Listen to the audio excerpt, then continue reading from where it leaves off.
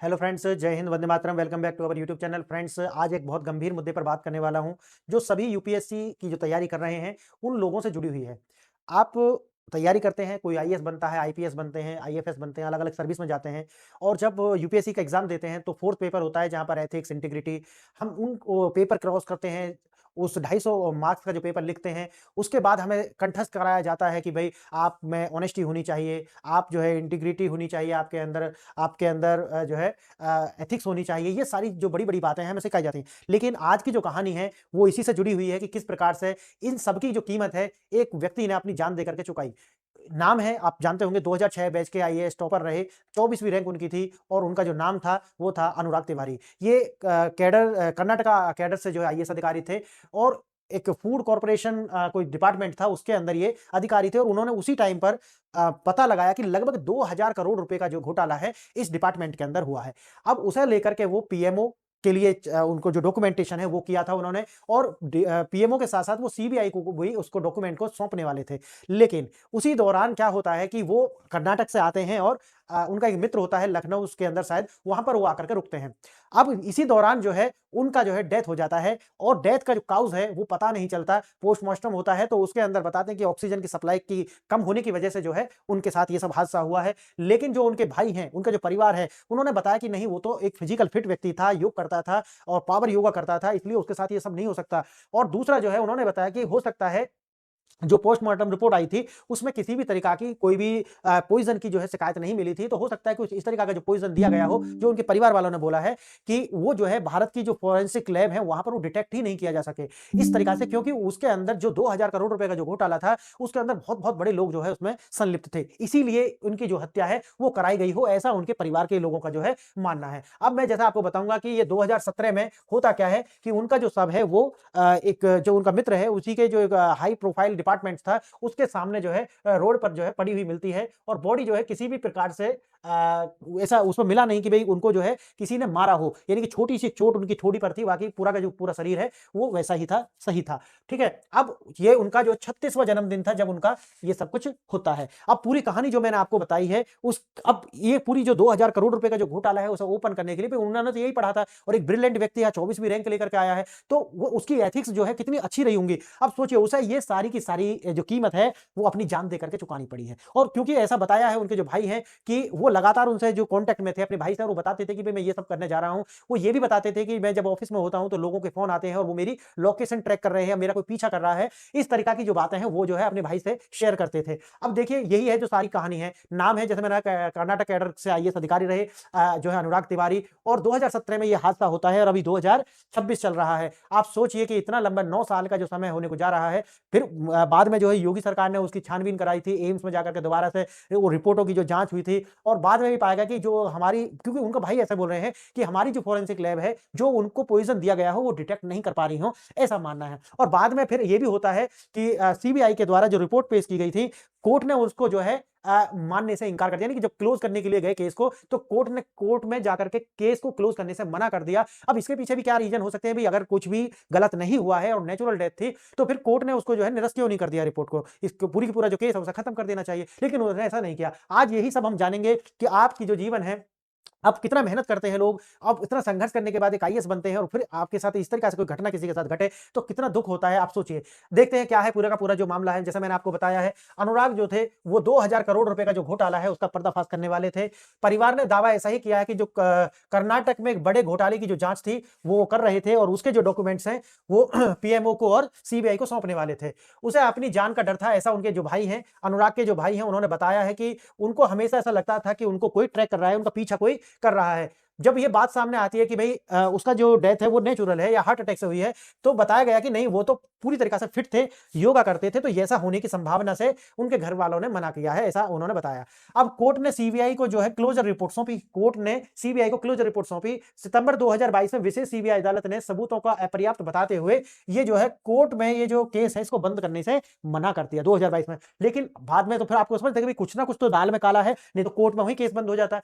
शरीर पर जो है कोई गंभीर चोट के निशान नहीं पाए गए, जैसा कि मैंने आपको बताया है। शरीर पर थोड़ा सा एक उनका जो घाव का निशान था, उसके बाद कुछ भी नहीं था। अब जो उनका जो पोस्टमार्टम होता है उसके अंदर सिर्फ जो है ऑक्सीजन की कमी, जिसे बोलते हैं एस्फिक्सिया, एस्फिक्सिया जो है वो जो है पाया गया कि ऑक्सीजन की कमी, सप्लाई कमी होने से ही उनका जो डेथ है वो हुआ है, और बॉडी में किसी भी तरीका का कोई पॉइजन जो है नहीं मिला है। सीबीआई का निष्कर्ष यह है कि ये एक हादसा था, गिर गए वो और गिरने के बाद में सांस नहीं ले पाए, इसलिए उनका जो डेथ है वो हुआ है। एक एक्सीडेंट मान करके बंद करने की बात की गई, जैसे मैंने आपको बताया है, फिर भी ये बंद केस नहीं हो पाया। अब मैंने जैसा आपको बताया है कि भाई ये 17 मई का और 2017 का ये केस है, लखनऊ का ये केस है। जैसा कि मैंने आपको बताया पहले भी कि ये अपने मित्र के यहाँ पर ठहरे हुए थे और रात में गए थे, खाना वगैरह खा करके आए थे, और जो पूरा ये सीसीटीवी कैमरे में वो पूरी पिक्चर आ रही है।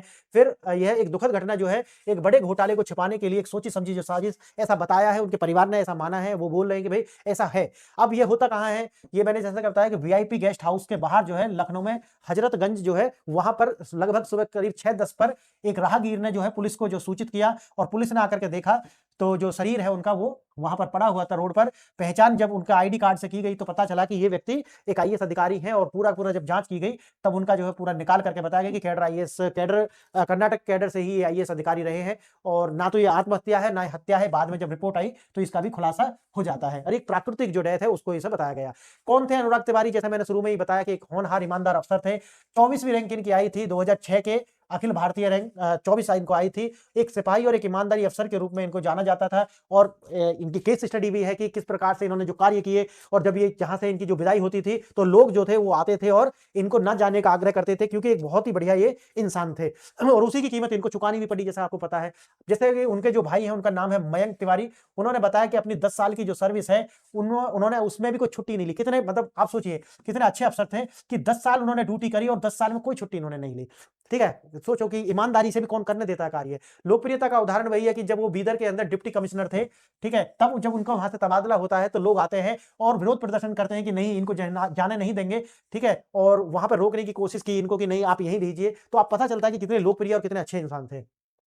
वही है दुर्घटना में मौत, वही बात आता है कि भाई लखनऊ पुलिस की जो प्रारंभिक मूल्यांकन यही होता है कि भाई अचानक तबीयत खराब हुई और सड़क पर गिर पड़े, और फिर जो है सांस लेने में परेशानी हुई, ऑक्सीजन सप्लाई नहीं हो पाई, हार्ट अटैक से मौत हुई हो, ऐसा उनका जो है मानना रहा। सीबीआई जो है क्लोजर रिपोर्ट सौंपने गई, लेकिन बात वही है कि इनकी जो रिपोर्ट में जो आता है, लेकिन कोर्ट ने जो है इसको बंद करने से मना किया और इसमें और जांच के आगे बढ़ाने की बात कही। परिवार का इंकार है, उन्होंने कहा कि ये पूरी तरीके से स्वस्थ थे।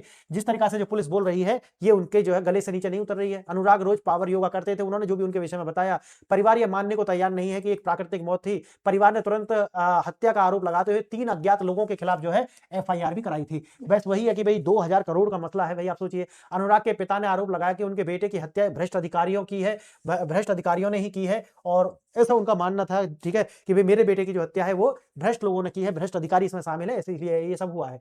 परिवार का दावा है कि अनुराग की जो हत्या है वो कर्नाटक में एक बड़े घोटाले का जो पर्दाफाश वो कर रहे थे, इसी के कारण उनकी जो हत्या हुई है। अब क्योंकि उन्होंने बताया कि सीबीआई और पीएमओ को वो सारे के सारे डॉक्यूमेंट जो उन्होंने जोड़ कर रखे थे वो सौंपने वाले थे, इसीलिए जो है उससे पहले ही उनकी हत्या कर दी गई। उत्तर प्रदेश में ही इन्होंने इंटर स्टेट डिप्यूटेशन पर उनको आना था, वो कर्नाटक जाने से भी बचते थे, यानी कि अपने स्टेट में वो जाते नहीं थे, इसी डर से नहीं जाते थे क्योंकि उनको पता था कि उनकी जान को खतरा है। साजिश का केंद्र कथित, क्योंकि वो डिप्यूटेशन पे आना चाहते थे। आप डिप्यूटेशन जानते होंगे ना, एक स्टेट से दूसरे स्टेट में आना, है ना, डिप्यूटेशन पे 4 से 5 साल के लिए आते। केंद्र सरकार जो है इसकी मान्यता देती है कि आप इस स्टेट में जा सकते हैं, उसके बहुत सारे कारण हो सकते हैं, ठीक है। कथित घोटाले, खाद्य आपूर्ति घोटाला, ठीक, यही है 2000 करोड़ रुपए का घोटाला। अनुराग खाद्य और नागरिक आपूर्ति विभाग में जो कमिश्नर रहे, और उसी समय उनको ये पता चला कि यहाँ पर जो है लगभग 1000 करोड़ से अधिक जो है का जो घोटाला है उस टाइम पे हुआ था। अज्ञात व्यक्ति और लाभार्थियों के नाम जो है बना करके, इसे बोलते हैं घोस्ट बेनिफिशरीज। तो घोस्ट बेनिफिशरीज बना करके जो है ये सारा का सारा जो घोटाला है ये किया गया। कोई मेरी निगरानी कर रहा है, ऐसा उन्होंने अपने परिवार वालों से कई बार शिकायत की थी कि कोई व्यक्ति जो है उनका पीछा कर रहा है, उनको ट्रैक कर रहा है। अनुराग कुछ दिनों से जो है छिपने की जगह ढूंढ रहे थे, क्योंकि उन्हें लगता था कि उन्हें कोई तलाश कर रहा है। आखिर 48 घंटे का वही है कि 5 मई को, जैसे मैंने आपको शुरू में बताया था, वो मसूरी में ट्रेनिंग पर गए थे, वहां से आए, वो बेंगलुरु नहीं गए, बल्कि कहां पे गए, वो यूपी आ गए हैं, और उत्तर प्रदेश में ही अपने मित्र के यहाँ पे जो है वो ठहरे हुए थे। 15 से 16 मई को जो है वीआईपी गेस्ट हाउस के कमरा नंबर 19 के अंदर जो है अपने बैचमेट, उनका जो बैचमेट था नारायण सिंह, उसके साथ थे वो। 16 मई की रात जो है पीएन सिंह के साथ एक रेस्टोरेंट जाते हुए उनको देखा गया, और सीसीटीवी में जो है लगभग 11 बजे के करीब उनकी जो तस्वीर है वो भी कैद हुई है। 17 मई की सुबह जो है, जैसे मैंने आपको बताया, गेस्ट हाउस के बाहर रोड रोड पर ही उनका जो शव है वो पड़ा हुआ मिला है। जाँच की परतें वही है, एसआईटी से सीबीआई तक सबने जो है इसकी जाँच की और जैसे मैंने आपको बताया लखनऊ से ही, क्योंकि लखनऊ का मामला तो वहीं से केस शुरू होता है और एसआईटी जो है वो इसको लेती है, हाई प्रोफाइल केस था, तुरंत उसको लेती है और फिर बाद में सीबीआई भी इसमें शामिल हो जाती है।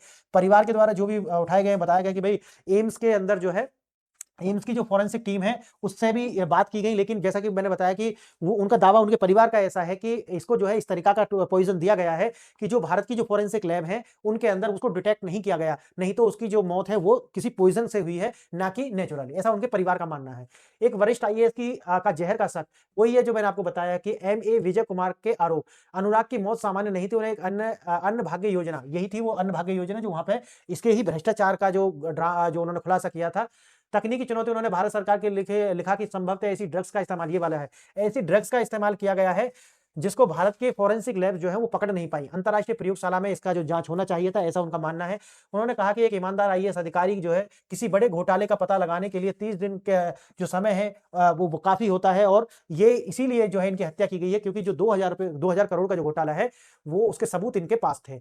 अब वही है भई, एम्स की रिपोर्ट वही बताती है कि भई नहीं, ये तो नेचुरल है और बीच में वो जो कह रहे हैं ना कि भई हो सकता है कि भ्रष्ट अधिकारी इसमें शामिल हों, इसीलिए बता दिया गया कि भई एक तो एक्सीडेंटल फॉल पहले, यानी कि जाते हैं अचानक से गिर जाते हैं, गिरने के बाद बेहोश हो जाते हैं और दम घुटने से उनकी मौत हो जाती है। सारा का सारा वही है कि फिर अदालत में जाते हैं, सीबीआई स्पेशल कोर्ट लखनऊ में, सीबीआई द्वारा एक जो क्लोज़र रिपोर्ट खारिज वहाँ पे की जाती है, लेकिन कोर्ट उसको क्या कर देता है, खारिज कर देता है, कहता है कि भई आगे इस पे और थोड़ी-सी कुछ करो। लेकिन बात वही है कि सवाल यही रह जाते हैं कि स्पेशल सीबीआई कोर्ट ने क्लोज़र रिपोर्ट क्यों खारिज किया और जाँच क्या ठीक नहीं थी? भई अगर क्लोज़र रिपोर्ट खारिज करी गई है, तो इसका मतलब है कहीं न कहीं ये शक है कि भई ये जो क्लोज़र रिपोर्ट है, यानी कि वो केस जो है उसमें दाल में कुछ काला है, ये भी तो की गई है। दूसरा क्वेश्चन वही है, अगर ये दुर्घटना नहीं थी तो जो दम घुटने का जो असली कारण क्या था? ये भी तो होना चाहिए। भई बात तो ये आ गई कि भई एस्फिक्सिया जो है, दम घुटने से उनका मौत हुआ है, लेकिन बात तो ये आना चाहिए ना कि इसका कारण क्या है?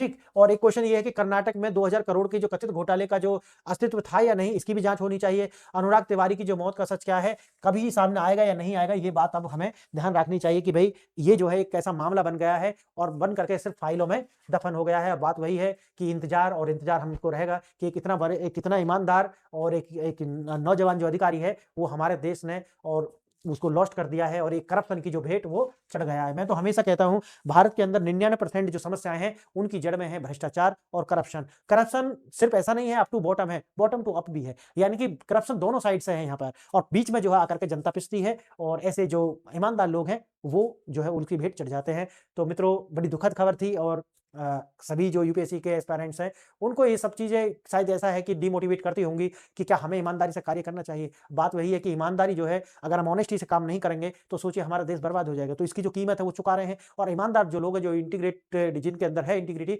वो लोग कभी भी हिम्मत नहीं हारेंगे।